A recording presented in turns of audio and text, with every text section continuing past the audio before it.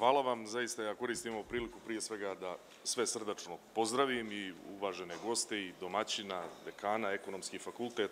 Ovo je zaista jedna sjajna organizacija i jedna zaista sjajna tema koja ne pogađa samo privredne tokove, preduzetništvo, već dominantno pogađa energetiku, odnosno sektor iz kog ja dolazim i ovo izlaganje bi definitivno posvetio energetskom sektoru da pokušam da i ljudima koji su sa strane prikažem crnogorsku energetsku stvarnost, dakle na neki način i definitivno da upravo na ovom skupu sa ovim visokim nivom znanja, zaista i stručnosti, ne samo iz regiona, već iz cijelog svijeta, podijelimo sve naše probleme, podijelimo sve naše razvojne vizije, da pokušamo da idemo u korak sa savremenom Evropom, jer definitivno ono sa čime se mi suočavamo, suočavaju se i određene zemlje regiona, nešto manje zemlje Evrope. Mi smo krenuli definitivno energetsku tranziciju veoma naglo, veoma brzo, natjerani velikim finansijskim rizicima i nestabilnostima berze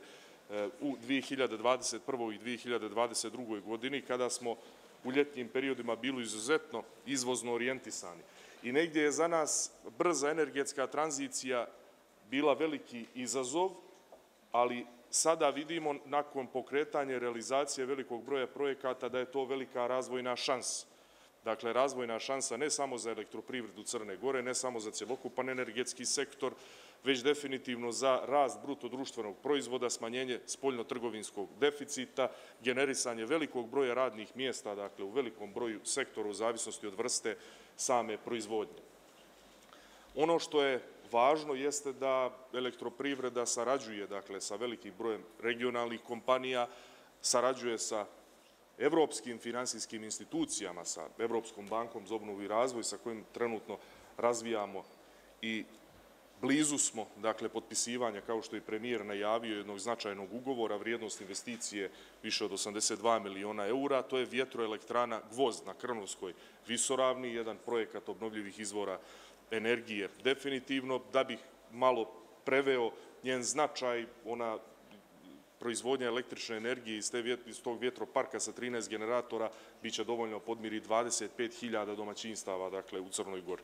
Također, jedan projekat koji razvijamo i trenutno je u fazi idejnog rješenja, ispitivanja i negdje u korak sa savremenim svijetom jeste plutajuća solarna elektrana na jezeru Slanom kod Nikšića, ali oni projekti koji bi se ja definitivno i u ovom izlaganju fokusirao su definitivno zeleni projekti. I naša poslovna filozofija je da se proizvodi tamo gdje se troši, dakle konkretno u našim domaćinstvima, imajući u vidu zaista visok nivo solarnog potencijala Crne Gore, dakle više od 250 dana u velikom broju regiona, dakle u našoj državi, naročito u južnom i u srednjem regionu, i mi smo pokrenuli projekat Solari 3000+, koji omogućava, dakle, da građani pod povoljnim uslovima na brz način dobiju ugrađen solarni panel u svom domaćinstvu.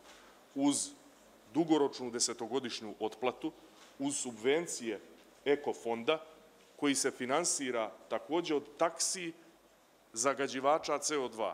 I sada mi ta sredstva kao zagađivači usmjeravamo u fond, a taj novac se vraća kroz različite vrste ekoloških projekata, između ostalog i ovaj projekat Solari 3000+. I kroz ovaj projekat nema gubitnika, svi su pobjednici. I mi želimo da nastavimo s ovim projektom dok svako domaćinstvo u Crnoj Gori koji ispunjava i ima uslove ne postavi svoju solarnu elektranu na domaćinstvu. To je veliki izazov i za crnogorski prenosni sistem u budućnosti, ali i o tome razmišljamo. Također, pored ova dva projekta, želio bih da govorim i o određenim projektima koji su vezani za budućnost. Premijer ih je malo prije pomenuo. Mi imamo trenutno u Crnoj Gori proizvodnju električne energije, dakle, iz uglja na nivou 40% godišnje. I imamo jednu, dakle, termoelektranu. Ta termoelektrana, imajući u vidu procenat učešća u proizvodnji električne energije, daje nam određenu stabilnost i sigurnost energetskog sistema. I nije tako lako se nje odreći i ugasiti. Zato smo mi posvećeni brzoj realizaciji zelenih projekata, ali s druge strane ulaganje u sam objekat u srednjoročnom periodu i trenutno se na tom postrojenju izvode radovi na ekološkoj rekonstrukciji koji su vrijedni 70 miliona eura. Nakon realizacije tih radova mi ćemo ispuniti sve uslove iz evropskih direktiva kada su u pitanju azot, sumpor i praškaste materije, a upravo smo malo prije govorili o jednom industrijskom kompleksu koji se planira napraviti u Pljevljima, premijer ga je pomenuo i tu su upravo nosioci tih aktivnosti i meni je zaista drago što su oni danas ovde na ovom skupu.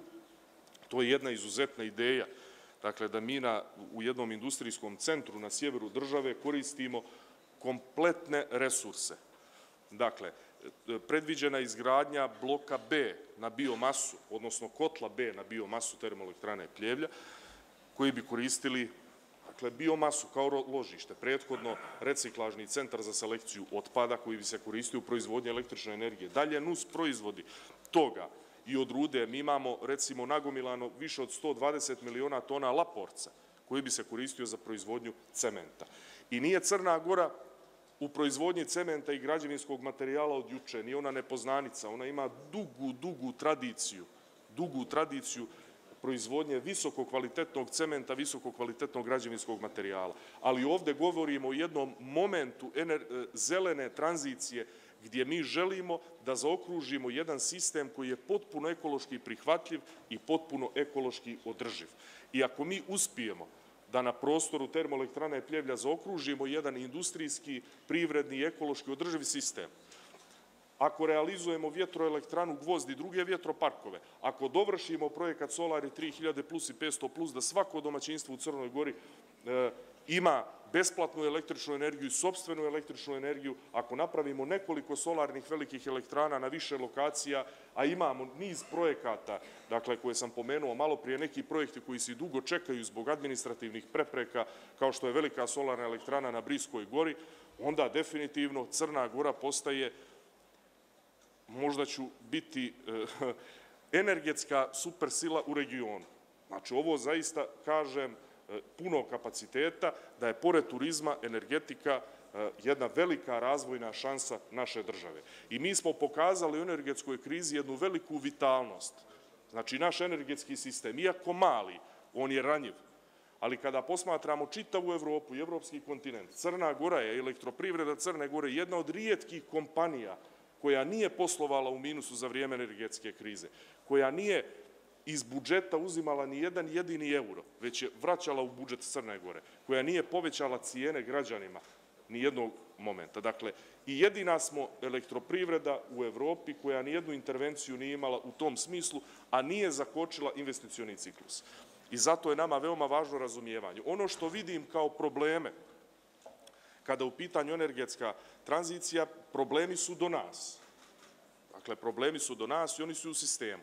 A to je veoma spora administracija, zakonodavstvo koje nije prilagođeno brzo energetskoj tranziciji. Ako mi želimo brzu energetsku tranziciju, ako želimo brze investicije koje su nam potrebne da bi zadovoljili određene kriterijume koje nam se daju i pominjali su i Parijski sporazum i druge direktive, mi moramo da napravimo liberalniji sistem, da se otvorimo investitorima, da se otvorimo našim prijateljima sa zapada koji žele da ulažu. Mi trenutno, Crna Gora je možda na 40 i nekom mjestu po brzini, da kažem, državnog aparata. Kada su u pitanju solarni sistemi, tu je vlada Crne Gore napravila određen pomak. Imamo oslobađanje od PDV-a na solarne sisteme, imamo oslobađanje od UT uslova do 999 kW snage i to je nešto što je važno. Ali problem po meni treba da se riješi sistemski. Zašto? Moja ideja je, možda nisam u pravu, ali uraditi jedan sistemski zakon o strateškom planiranju. U tom zakonu bi trebali da budu definisani svi projekti od strateškog značaja za Crnu Goru, energetika, saobraćaj, turizam, i da se veliki strateški projekti od javnog interesa realizuju po posebnom zakonu, brže, posvećenije, jer su oni od interesa za državu. Nije isto jedna vjetroelektrana i jedan drugi objekat niže vrste, recimo, jedan manji hotel ili slično, a isti su uslovi. Sporna je prostorno-planska dokumentacija, mreža, mislim da imamo uslova, da imamo kapaciteta. I ono što me raduje, vjerovatno je to i u drugim državama regiona i raduje me ako i u drugim državama regiona, ali ono zaista sa čime Crna Gora može da se pohvali da smo postali jedna toliko respektabilna i atraktivna destinacija za strane investitore iz oblasti energetike, da je to zaista jedan visok nivo. Da praktično ne postoji dan kada nema zainteresovanih kompanija za ulaganje u Crnu Goru. Zašto? Iskorišćeno je 20% hidropotencijala, ogroman solarni potencijal, veliki broj lokacija za vjetroelektrane i kada su u pitanju rijeke, rekao sam 20% iskorišćeno, što znači da ne treba da mi iskoristimo 100%, mi treba da čuvamo životnu sredinu. Ja se zalažem za to definitivno, ali sa druge strane moramo da nađemo i određene kompromise, jer država je nezavisna ako je energetski nezavisna. U ovom današnjem svijetu vidjeli ste koliko energetska kriza za jednu godinu može da nanese štete samoj ekonomiji. Ja ću to na jednoj maloj ekonomiji, primjeru Crne Gore, evo još jednom objasniti i time završavam. Dakle, u vremenu energetske krize mi smo uvozili, recimo u avgustu mjesecu, kada smo radili punim kapacitetima, ta termoelektrana 46 miliona eura. Zamislite da nismo imali tu proizvodnju, to je 1300 GVH godišnje, ja mislim da ni budžet države ne bi mogao da izdrži uvoz električne energije za domaće potrebe. I zato sam rekao, zemlja je nezavisna ako je energetski nezavisna. Tako da, ovo je jedna poruka elektroprivrede Crne Gore i poruka i energetskog sistema i države i ljudima iz inostranstva, iz Evrope, da dođu u Crnu Goru, da ulažu u Crnu Goru. Ono što je poruka i što je zadatak države i vlasti jeste da omoguće i uklone administrativne barijere, da se maksimalno liberalizuje, da se usaglasi sa svim evropskim praksama i ja mislim da dakle i sama zelena ekonomija i ono što počiva na ekologiji ima budućnost u Crnoj Gori i to je sada već vidljivo golim okom i ja očekujem u narednih 5-6 godina da ćemo da dobijemo veliki broj novih megavata iz obnovljivih izvora energije. Za sada je, kada je u pitanju solarna energija, Solare 3000 plus ugrađeno 20 megavata, što za Crnu Goru nije malo.